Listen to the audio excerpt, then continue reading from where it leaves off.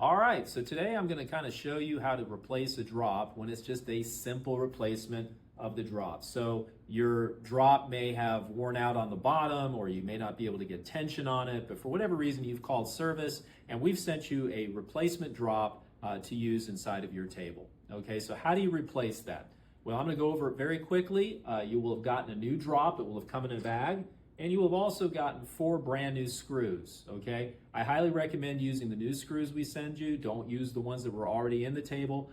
They've been there for a while, so they're likely to be fatigued, and the last thing you want to do is to be putting an old screw in and have it break on you. So use the new ones, and it should go well for you.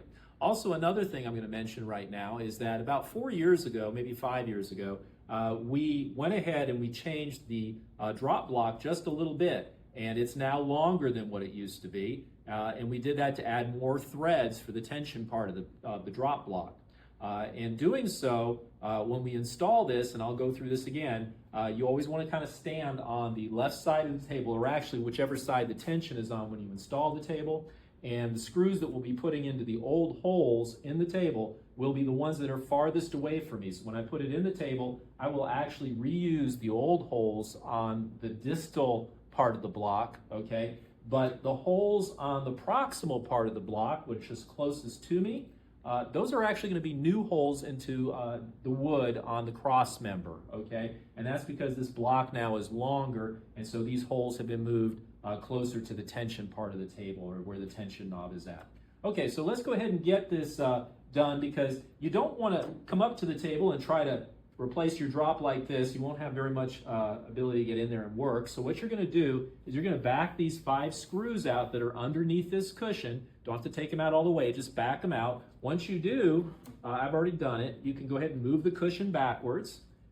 Then when you do that, you can kind of flip this up just like the hood on a car, and then you have complete access to the drop inside the table, okay? And what we're going to do to replace it, okay, is we are simply going to go ahead and start off by removing the tension rod, okay? On tables that are not recessed, it'll be a very simple matter of just turning the rod and pulling it out of the table. On recessed tables, you may find it to be a lot easier to remove this if you go ahead and take out one of the little screws. That's a number 6 screw in there. You're going to need a pair of needle nose pliers and a Phillips head screwdriver. A number 1's perfect. But just hold on to that nut and pull the screw out, and what that will do is allow you to separate the halves, and then when you do, you can turn the part of the rod that's inside the table all the way out of the block, pulling it out, giving you easy access.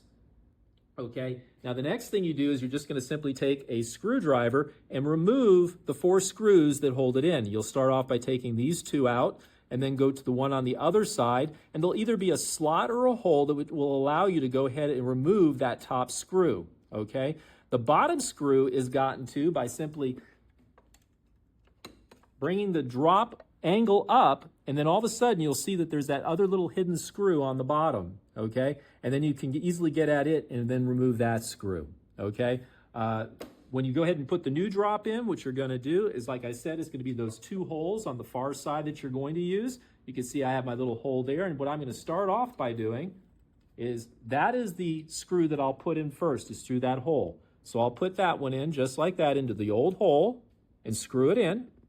All right, then the next thing I'll do is I'll come over here and I'll put this screw into the hole, and like I said, it's going to wind up possibly being in new wood if this is an older table that we're replacing. If it's a newer table, then it should just line right up and go right in. If it is going into new wood, what you're going to want to do is make sure that it's kind of sitting right on top of your lifters, level with the top of the cross member, and then if you just get a hammer and tap on it a little bit, that'll kind of start it in the wood, and then go ahead and screw it in.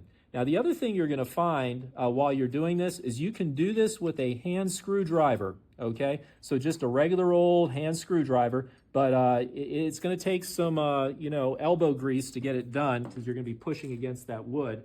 What you will find is that if you have any type of battery-operated screwdriver, this is going to make it a lot easier, okay? Just be careful and make sure you're on the screw real well so it doesn't come off and go off into the table. But that's all you need to do. Once you go ahead and get the new drop in, you put your tension back in, you let your cushion down, bring your foot cushion back up into place, line it up, and then from the underside of the table, put those screws back in, and you're all done.